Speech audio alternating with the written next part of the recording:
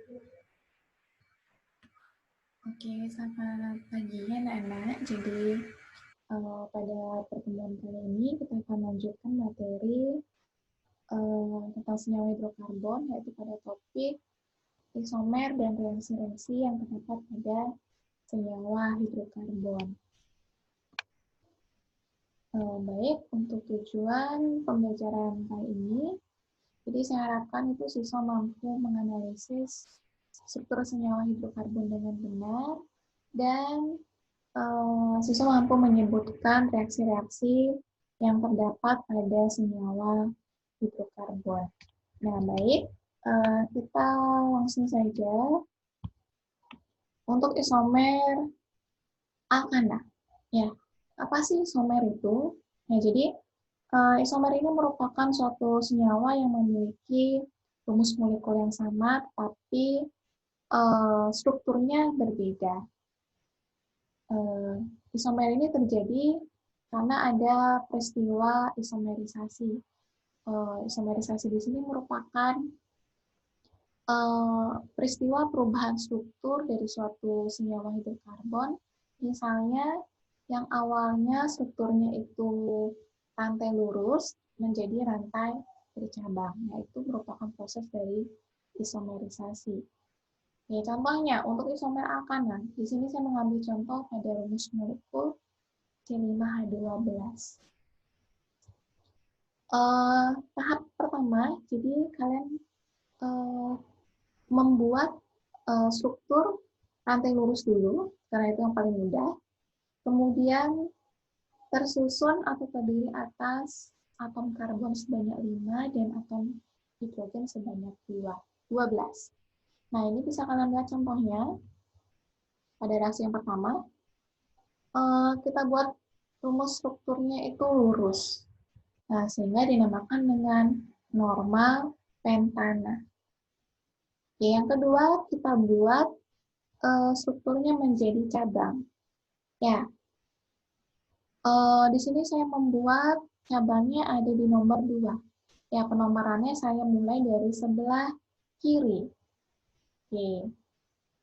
Kemudian rantai utamanya sebanyak 4. Ya, jadi saya ingatkan kembali di sini. Untuk rumus molekul itu harus sebanyak C-nya 5, termasuk dalam cabangnya. Ya, sehingga namanya 2-metil butuna. Ya, karena rantai utamanya itu sebanyak 4. Ya. Oke, selanjutnya isomer yang ketiga. Jadi kita buat cabangnya ada di nomor 2. Dan rantai utamanya sebanyak 3. Ya, jadi penamaannya karena nomor cabangnya ada di nomor 2, jadi harus diulang ya. Jadi namanya 2,2 dimetilpropana. Ya, kenapa di? Karena cabangnya yaitu cabang metil itu ada sebanyak 2. Oke, saya lanjutkan ke isomer alkena. Untuk isomer alkena di sini dibagi menjadi isomer posisi, kemudian isomer kerangka, dan isomer geometri atau isomer ruang. Untuk isomer posisi, jadi memiliki rumus molekul yang sama, tetapi ikatan rangkap duanya saja yang berubah posisi. Misal, yang awalnya ikatan rangkap duanya berada di nomor 1, kemudian kita pindahkan menjadi ke nomor 2, nomor 3, atau selanjutnya. Jadi tergantung pada rumus molekulnya. Oke, di sini saya mengambil contoh senyawa dari 1 butena. Ya, ini strukturnya. Bisa kalian lihat. 1 butena artinya ikatan rangkap duanya ada di nomor 1 dan banyaknya atom karbon itu sebanyak 4. Ya, karena 1 butena. Oke, selanjutnya isomer yang kedua, kita pindahkan ikatan rangkap duanya menjadi di nomor 2. Di sini penomorannya bebas dari sebelah kiri atau sebelah kanan karena jumlah C-nya 4 sama saja. Jadi namanya 2 butena. Oke, karena kita tidak bisa pindahkan lagi posisi ikatan rangkap duanya, maka kita buatkan cabang. Ya, tapi uh, ikatan rangkap duanya di nomor 1. Ya, cabangnya ada di nomor 2. Sehingga namanya 2 metil 1 propena. Itu isomer yang ketiga. Atau dinamakan dengan isomer kerangka karena strukturnya kita bedakan yaitu dengan memberikan cabang. Selanjutnya isomer geometri atau isomer ruang. Untuk isomer geometri itu terdiri atas cis dan trans. Dikatakan cis apabila posisi alkil atau posisi atomnya itu berada pada posisi yang sejajar. Nah, ini bisa kalian lihat contohnya. Ini terjadi pada alkena ya, atau ikatan rangkap 2, di mana CH3-nya itu posisinya sejajar. Ya, itu dinamakan dengan cis. Kemudian untuk penomorannya dimulai dari bisa dari atom C yang di sebelah kiri atau atom C yang dari sebelah kanan, itu sama saja. Jadi posisi ikatan rangkap 2-nya itu tetap ada di nomor 2. Dan banyaknya atom C rantai terpanjang itu sebanyak 4, sehingga namanya cis 2 butena. Kemudian trans. Ya, dikatakan trans apabila posisi alkil atau di sini CH3 itu berada pada posisi yang berseberangan. Nah, ini bisa kalian lihat contohnya. Nah, tuh. Untuk penomorannya bisa dari bawah ataupun dari atas. Karena sama saja di mana posisi kata rangkap 2-nya ada di nomor 2. Ya, struktur ini dinamakan dengan trans 2 butena. Selanjutnya isomer alkuna. Ya, untuk isomer alkuna terdiri atas isomer posisi dan isomer kerangka. Ya, karena alkuna berarti ikatan rangkap 3. Nah, di sini saya mengambil contoh dari C5H8. Jadi, C5H8 di sini memiliki 3 isomer. Yang pertama, 1 pentuna. Artinya, ikatan rangkap 3-nya ada di nomor 1. Ya, dan atom C-nya sebanyak 5. Oke, isomer yang kedua kita coba pindahkan ikatan rangkap 3-nya di nomor 2. Oke, bisa kalian lihat itu contohnya, di mana namanya 2 pentuna. Itu saya mengambil penomoran dari sebelah kiri ya. Nah, kalau misalnya kalian ingin coba-coba lagi, kalian pindahkan ikatan rangkap 3-nya ke sebelah, itu nanti jatuhnya akan sama dengan 2 pentuna. Karena penomorannya akan diberikan dari sebelah kanan. Itu 2 pentuna. Jadi kalau misalnya namanya sama, jadi nanti dianggap 1 ya. Oke, karena tidak bisa lagi dipindahkan posisi ikatan rangkap 3, kita coba-coba membuat cabang. Tapi, untuk ikatan rangkap 3 kita buat ada di nomor 1. Ya, nah pada struktur yang ketiga, itu namanya 3 metil 1 butena. Jadi, posisi dari cabangnya ada di nomor 3, dan ikatan rangkap 3 ada di nomor 1. Dan rantai terpanjangnya sebanyak 4. Ya, jadi yang masih bingung, jadi di sini isomer itu bisa dibuat dengan mencoba-coba ya. Jadi kita mainkan posisi baik ikatan rangkap 2-nya kita pindahkan ataupun ikatan rangkap 3-nya, ataupun strukturnya kita ubah menjadi bercabang. Nah, itu isomer. Oke, kita lanjutkan ke reaksi pada senyawa hidrokarbon. Ya, untuk reaksi yang pertama yaitu reaksi adisi. Di mana untuk reaksi adisi ini merupakan penghilangan atau pemutusan ikatan rangkap 2 menjadi ikatan tunggal, atau pemutusan ikatan rangkap 3 menjadi ikatan rangkap 2. Nah, untuk reaksi yang digunakan di sini, yang pertama bisa menggunakan reaksi gas hidrogen. Ya, di sini saya mengambil contoh pada senyawa alkena yaitu etena. Etena diadisi dengan gas hidrogen. Nah, di sini saya jelaskan Yang pertama, kalian pecah dulu gas hidrogennya menjadi 2 atom hidrogen. Ya. Nah, sasarannya di sini adalah atom C yang dekat dengan ikatan rangkap 2. Nah, masing-masing atom H yang tadi sudah dipecah akan masuk menuju atom C yang dekat dengan ikatan rangkap 2. Nah, di sana kalian bisa lihat, nah, karena sudah masuk menuju atom C, otomatis ikatan rangkap 2-nya berubah menjadi ikatan tunggal. Ya, otomatis tadi atom C yang memiliki atom hidrogen di sana akan bertambah jumlah atom hidrogennya. Dan kehilangan ikatan rangkapnya menjadi ikatan tunggal. Nah, sehingga etena diadisi dengan gas hidrogen akan menghasilkan senyawa alkana yaitu etana atau C2H6. Oke, selanjutnya adisi dengan menggunakan reaksi halogen. Halogen yaitu di mana unsur-unsur yang terletak pada golongan 7A seperti fluor, klor, brom, dan iod. Nah, di sini saya mengambil contoh pada senyawa alkena yaitu propena. Propena diadisi dengan gas klorin.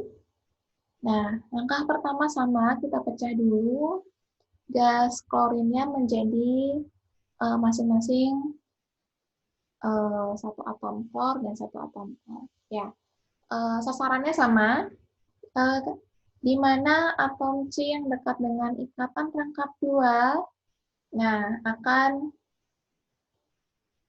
dimasukkan dengan reaksi dari halogen. Ya, jadi masing-masing atom Cl akan menuju CH2 dan menuju CH.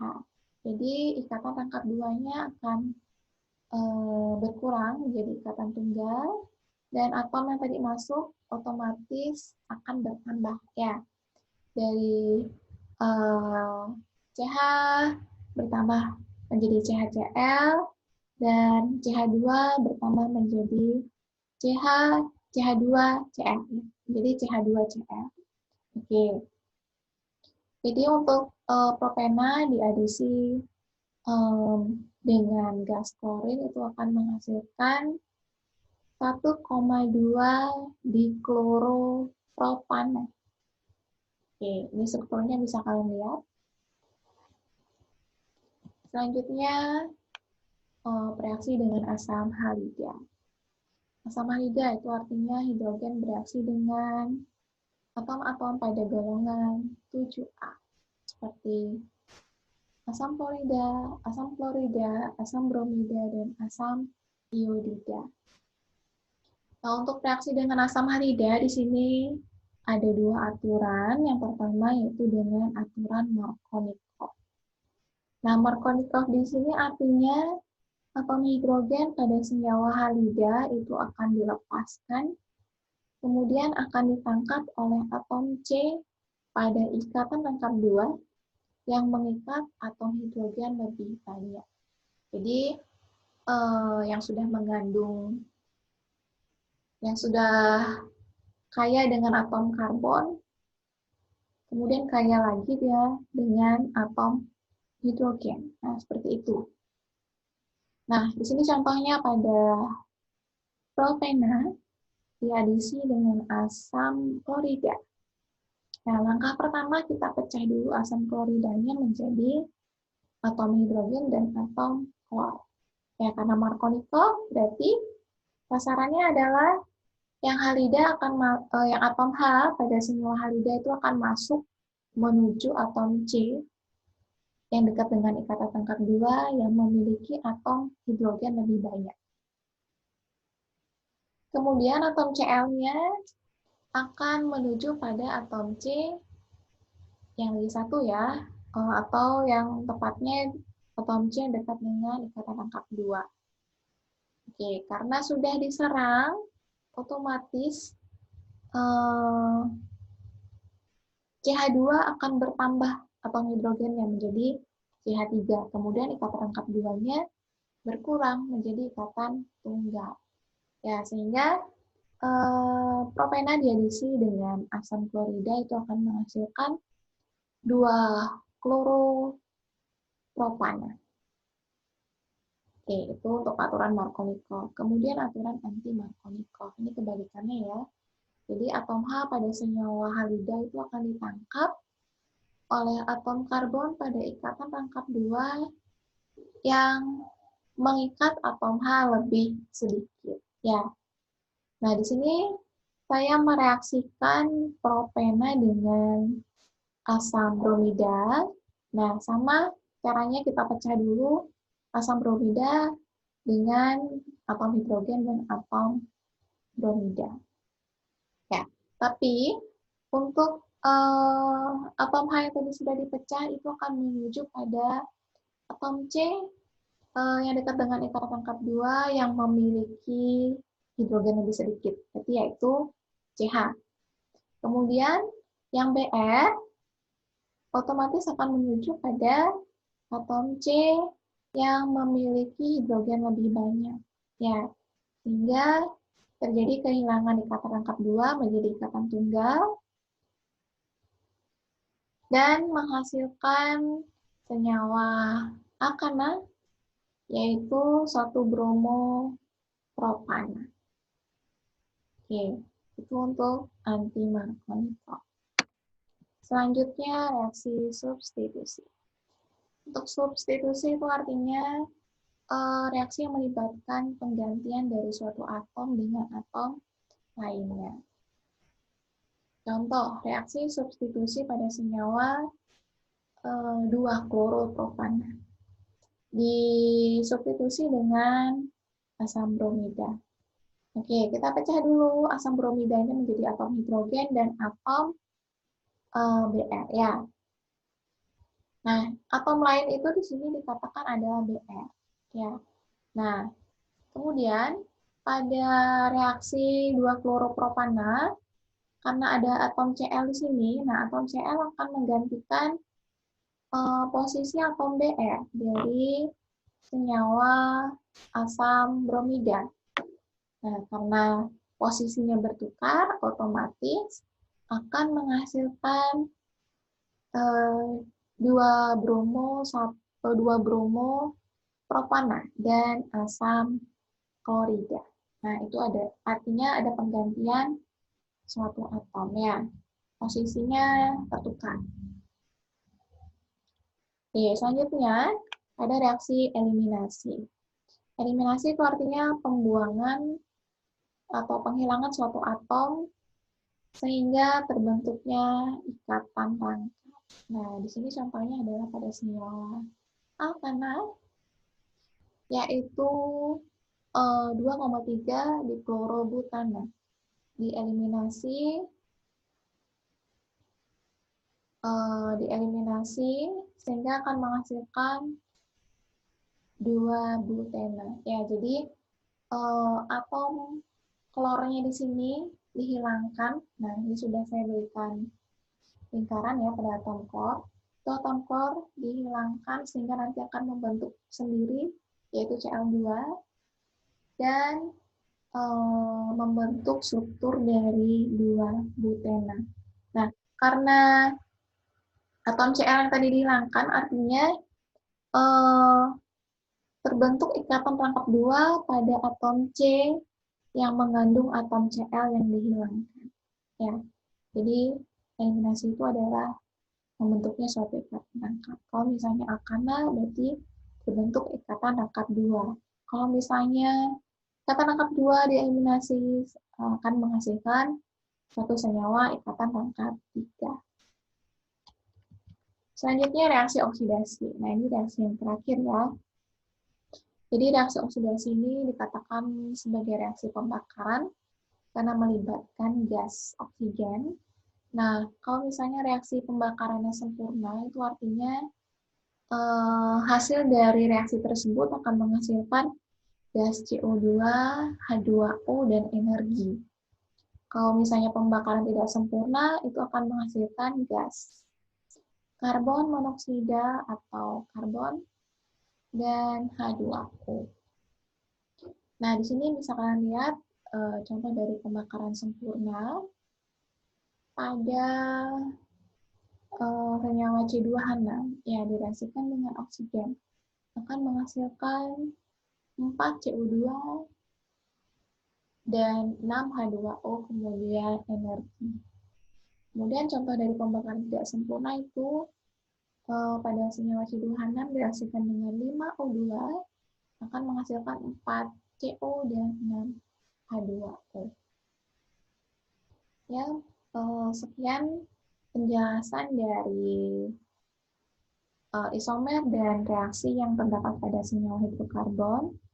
Jadi, jika ada yang belum paham terkait materi yang sudah saya jelaskan, silakan kalian boleh bertanya pada Google Classroom ataupun chat melalui Line.